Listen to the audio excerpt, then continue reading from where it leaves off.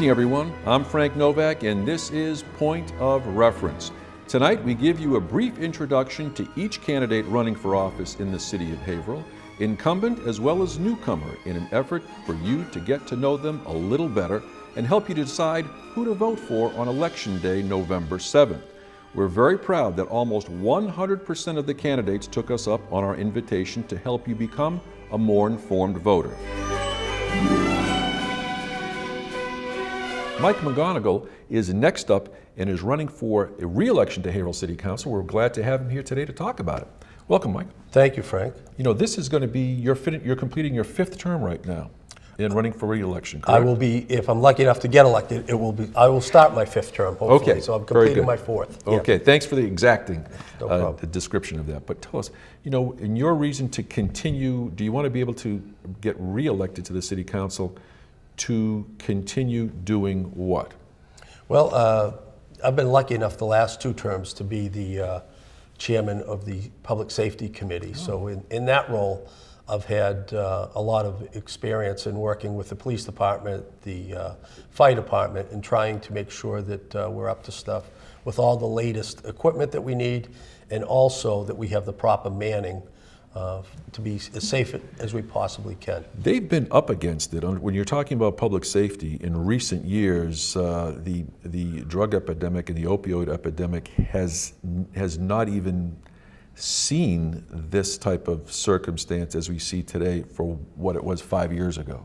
Correct. How do you compensate for that? Well, it's hard because that's not an issue or a problem that's localized just in Haverhill. That's all over the country. And since we've been a little bit on the low side of manning, it just puts more strain on our already excellent police force. And isn't it true that they say that statistically from FBI records that Haverhill should have probably maybe almost 30% more officers on the street than they do now? Yes, the police department came in and they did a very nice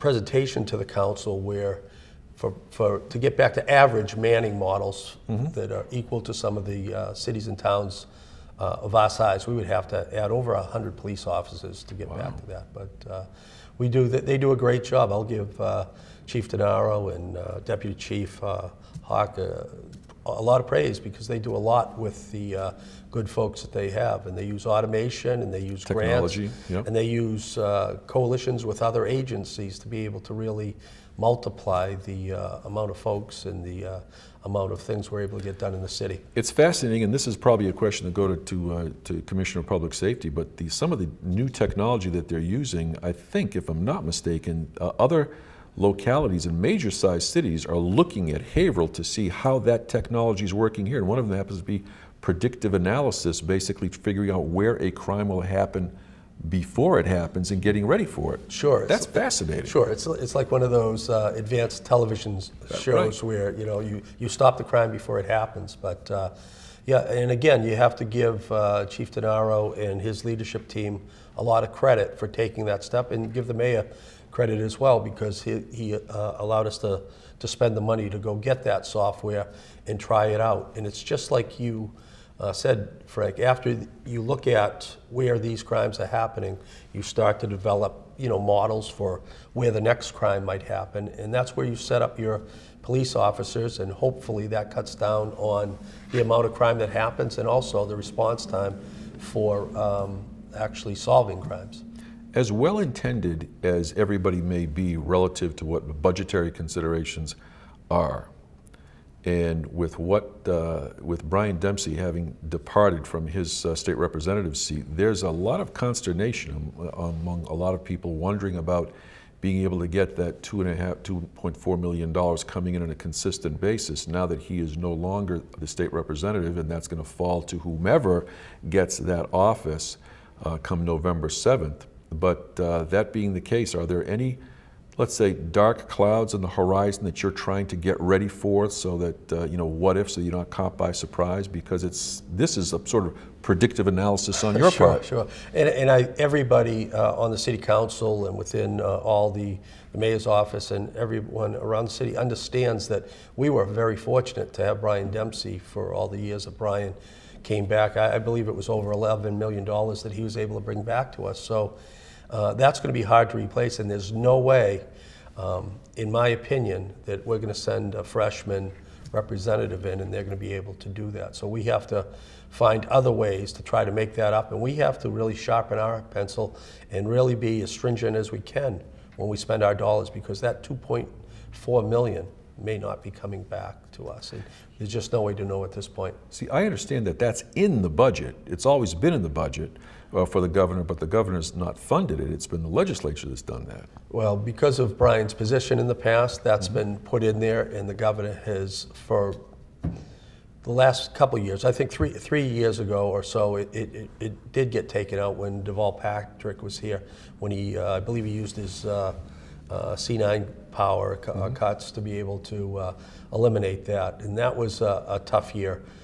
So you just never know, but we have to be smart. We have to be able to understand that we might be at the end of that. We just don't know. Have you seen, in line with that type of discussion, have you seen any pushback at all relative to the council approving an increase in salaries for school committeemen, for counselors as well? I know that it hasn't happened in several years, but given the circumstances or what may be looming down the pike, this is, many people are wondering about that. What would you have to say about that? Well, that pay raise for both those groups and also the mayor's office, that was brought up by an independent commission. Okay. Look, the council hasn't had a raise in 30 years. The school committee, I'm not sure their number.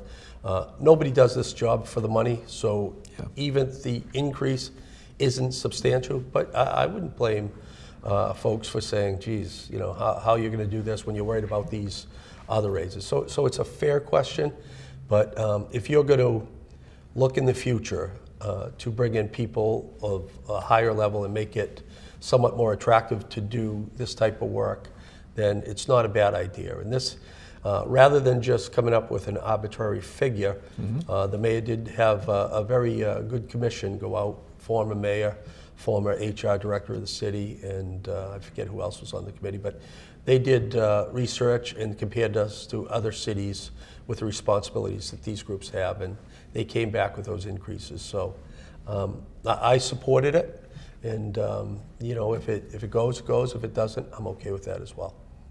Okay, Mike McGonagle, with the various things that you have been in the seat for and confronting the city of Haverhill, being on the Public Safety Committee, that's about, keeping everybody safe. That's a tall order, and you need money to back that up in order to do it. Besides the technology, the innovatives, and the dedication of the forces that you're dealing with, do you foresee any variable in that? We've just got 30 seconds left on that. No, I think you have to stay the course. Every city and town, no matter how safe or how many police officers, they have their issues. We are no different. We have more because of the demographics of our city and the income differences in our city. So we have to keep going, and we had a very tough budget session where we actually tried to have the mayor add as many police officers as we could get, and he did end up adding 5 overall. So it was pretty fair, and we will keep trying to do that as often as we can. That's great.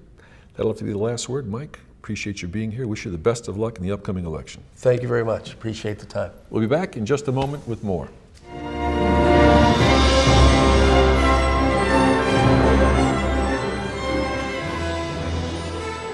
I hope that this program has been a point of reference for you. And until next time, my name is Frank Novak, and thanks very much for watching. And remember to vote on November 2nd.